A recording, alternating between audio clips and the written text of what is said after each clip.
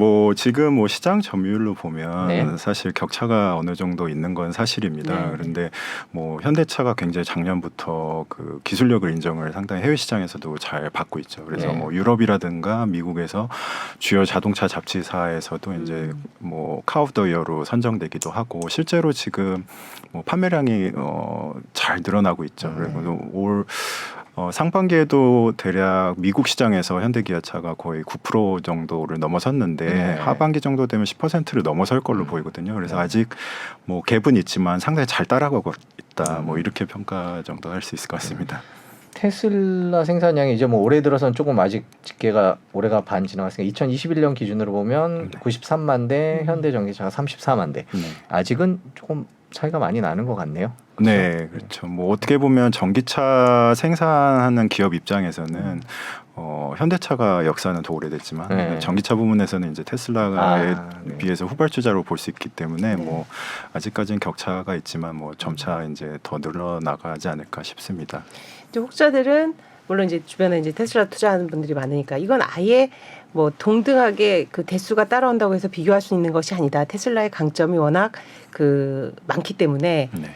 다르다 이런 얘기도 그러니까 비교 자체가 예, 안 된다. 테슬라는 시스템 회사다. 뭐 이런 식으로 얘기하는데 그런 그런 의견에 부분에 대해서 대해서 어떻게 생각하세요? 그렇죠. 이제 테슬라의 판매 대수는 다른 지금 완성차 기업도 이제 따라가려고 하고 있지만 네. 그런 의미가 좀 차별화되는 부분이 테슬라는 어떻게 보면 하나의 플랫폼을 사게 되는 거거든요. 네네. 플랫폼을 사게 되면 각종 서비스가 이제 따라오게 됩니다. 이를테면 뭐 테슬라가 수익을 만들어낼 수 있는 부분들이 많이 창출이 되죠. 예를 들어서 FSD라 그래서 이제 운전자 보조 주행 기능을 이제 돈을 주고 구매를 한다든지 그렇죠. 아니면 뭐 이제 앞으로 이제 스페이스 X를 통해서 그 위성들을 쏘아 올린 다음에 이런 위성 통신을 활용을 해서 또 서비스를 열어준다든지.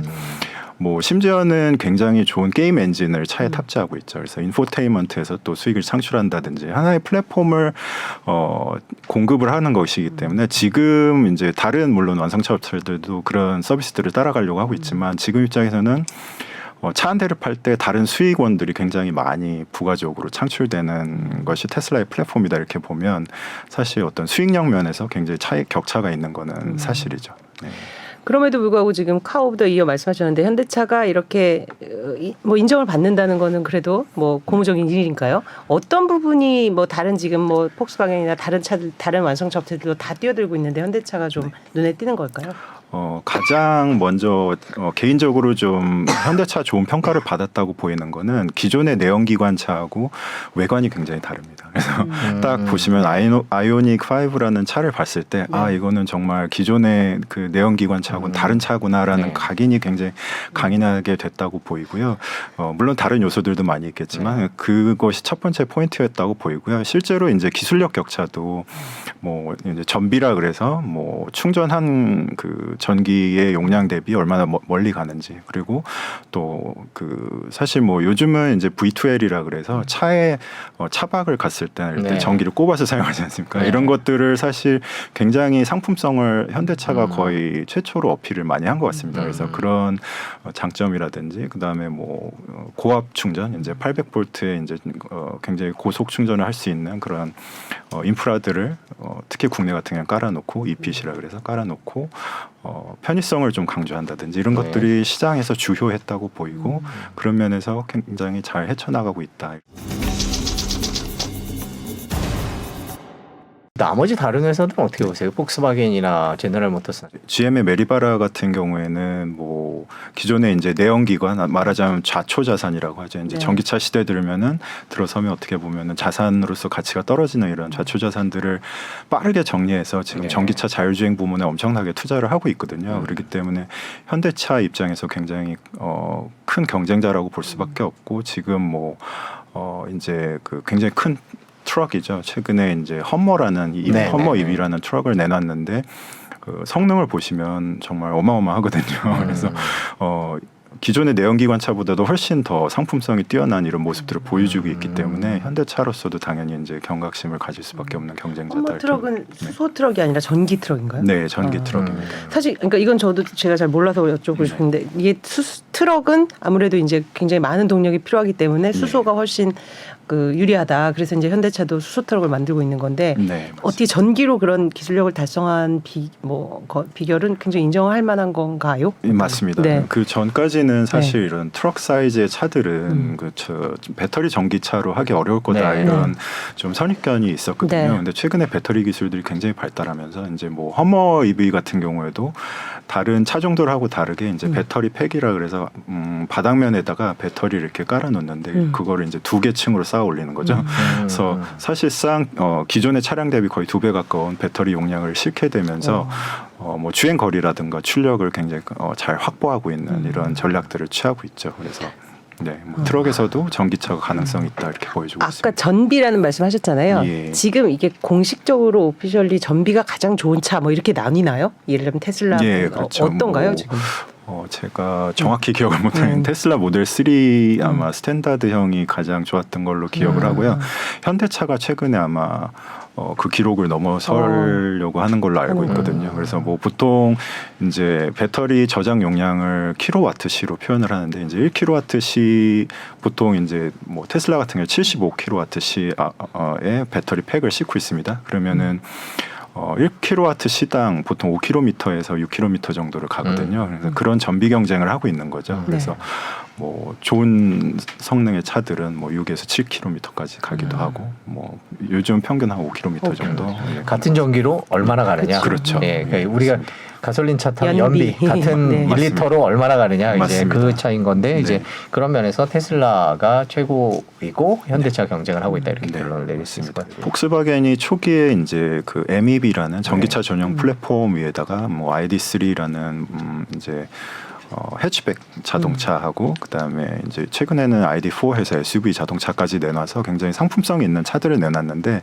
초기 진입에서 조금 덜컥거린 모습들을 좀 보여줬습니다. 사실 이 OS 통합이 잘 안 되다 보니까 소프트웨어적으로 전기차 완성도가 굉장히 좀 떨어진다는 평가를 초반에 받다 보니까 이제 어떻게 보면 밀어내기식으로 전기차 보급 판매를 굉장히 서둘렀는데 판매를 하고 나서 보니까 소비자들의 클레임들이 좀 많이 들어왔던 그런 경험이 좀 있고 그러다 보니까 초반 이미지를 지금 뭐 토요타가 겪는 상황과 비슷하게 그러니까 완전한 차를 내놓지 못하다 보니까 주춤하는 좀 평가가 있고요. 최근에 그 이제 수장이죠. 허버트 디스라는 이제 회장이 자리를 물러나게 이제 결정이 되면서 전기차 전략에 조금 어떤 혼선이 있는 게 아니냐 이런 평가를 좀 받고 있거든요. 그래서 뭐 문책성 어떤 경질이 아니냐 이런 평가도 나오고 있기 때문에 그런 초기 접근에서 조금 약간 주춤했던 모습들이 좀 보였다 이렇게 좀 보입니다. 그래도 폭스바겐은 보면 규제 이슈에 의한 그 동력이 또 있잖아요. 그러니까 유럽 같은 경우는 이제 탄소 배출 이제 중립을 선언하면서 뭐 몇 년부터는 아예 내연기관차를 팔지 못하게 하겠다 이런 식으로 해서 오히려 더 이제 빠른 개발이 된 것 같은데 최근에 이제 테슬라가 베를린에 공장을 세우고 그 동안에 이제 유럽은 그래도 이제 폭스바겐이 아무래도 좀 점유율이 높았는데 네. 이게 약간 위협적이 되는 거 아니냐라는 해석도 있던데 유럽 시장에서의 테슬라의 위상은 어때요?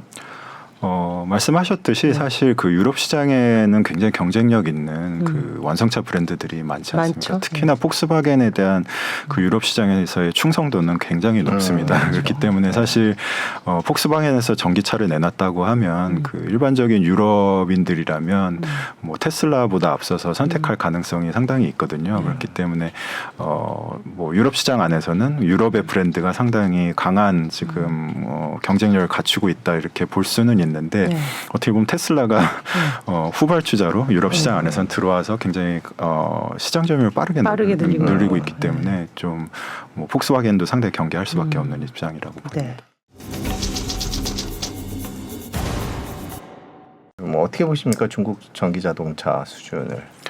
중국 전기차가 지금 뭐 시장 점유율만 보면은 절반을 차지하고 있죠. 네. 그래서 전 세계 절반이 지금 중국에서 전기차가 판매가 되고 있는데 네. 그 동안은 사실 저희가 이렇게 그 시장을 들여다 보면 중국 내에서 생산하고 중국 내에서 판매가 되어 왔습니다. 근데 이렇게 장기적으로 중국이 국가 차원에서 자국의 산업을 육성하고자 하는 차원에서 보호도 하고 육성도 많이 하다 보니까 자국 내에서 경쟁력을 좀 갖추고 외부로는 나가지 못하는 그런 상황이었는데 최근에는 이 시간이 굉장히 오래 지속되다 보니까 기술력이 굉장히 빠르게 따라오고 있습니다. 그래서 사실 뭐 배터리 기술도 국내 배터리 업체하고 크게 이제 많이 격차가 벌어지는 건 아니거든요. 그렇기 때문에 많이 따라오고 있고, 그 다음에 이제 사실상 중국에서 그런 생산하는 대표적인 게 이제 리튬 인산철 배터리라는 배터리가 있는데 이 리튬 인산철 배터리가 태생적으로 이제 에너지 밀도가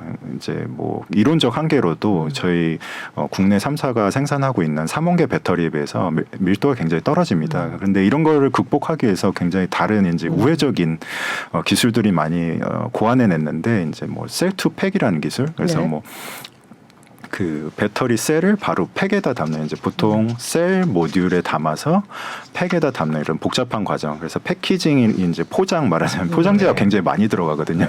그래서 이제 뭐 충격으로도 보호해야 되고 열 관리도 해야 되고 이런 부수적인 부품들이 많이 들어가는데 이런 것들을 걷어내고 그 에너지 밀도 아까 말씀드렸던 격차를 상당히 줄였습니다. 그래서 상품성도 높이고 그런 우회적인 기술로 이제 상당히 따라오다 보니까 소비자의 선택을 굉장히 많이 받고 있거든요. 그래서 기술력 격차가 줄고 이런 우회적인 기술 개발을 하다 보니까 이제 해외 진출이 가능해진 상황이 됐습니다. 그래서 앞으로는 중국의 그 전기차 브랜드들을 저희가 가볍게 볼 수가 없는 게 이제 해외 수출 시장에서 결국엔 국내 말하자면 뭐 현대 기아차하고 뭐 테슬라하고도 당연히 경쟁을 하게 되는 이런 위상까지 올라왔다. 그래서 굉장히 중국의 전기차 업체들도 무서운 경쟁자다, 이렇게 좀 평가를 해야 될 것 같습니다. 말씀하신 대로 상반기에 비아디가 430만 대 판매를 했는데 중국이 247만 대. 나머지는 이제 사실 수출했다는 거 아닙니까, 그죠? 네. 그렇게 봐야 될까요? 그래서 숫자를 이제 제가 아니, 그래서 이제 네. 저희가 상반기에 이게 화제가 됐던 게 네. 세계의 어떤 신재생 에너지차 이제 1위에 오르면서 네. 이 정도로 성장을 했어 네, 하면서 네. 이제 다시 들여다보게 된 건데 예. 이 회사가 원래 휴대폰 배터리 만드는 회사라고 알고 있는데 네. 언제 이렇게 급성장을 하게 된 걸까요? 그렇죠. 이제 국내 기업 배터리 3사도 사실 비슷한 히스토리를 좀 갖고 네. 있는데요. 그러니까 그 모바일 기기용 배터리를 생산하던 기업들이 대부분 당연히 이제 그 전기차나 에너지 저장 장치인 ESS에 담는 네. 중대형 사업을 당연히 초기에 바라봤을 거고요. 그 비아디도 당연히 그런 수순을 밟았습니다. 그래서 중대형 배터리 사업을 기술력을 쌓으면서 하다 보니까 전기차 시장까지 당연히 진출할 수 있게 됐던 거고요. 그래서 비아디가 이제 전기차를 만드는 역사가 상당히 이미 오래 돼 왔고 지금은 어떻게 보면 아까 말씀드렸던 것처럼 세계적인 이제 글로벌 시장에 진출할 수 있을 정도까지의 레벨까지 성장을 했기 때문에 최근에 많이 주목을 받고 있다고 보시면 중국 되겠습니다. 정부의 정책적인 지원, 뭐 보조금이라는 이런 것도 있겠죠. 예, 물론입니다. 보조금 정책이 쭉 이어져 왔고 예. 이제 배터리에 대해서 사실상 그 보이지 않는 무역 장벽들을 많이 네. 세워졌죠. 과거에 이제 국내 3원계 배터리를 뭐 안전상의 이슈로 중국 내에서 판매를 못하게 한다든지 그렇죠. 이렇게 견제를 많이 해와서 사실 자국 산업을 육성할 수 있는 계기가 좀 만들어졌었죠. 만들어졌다.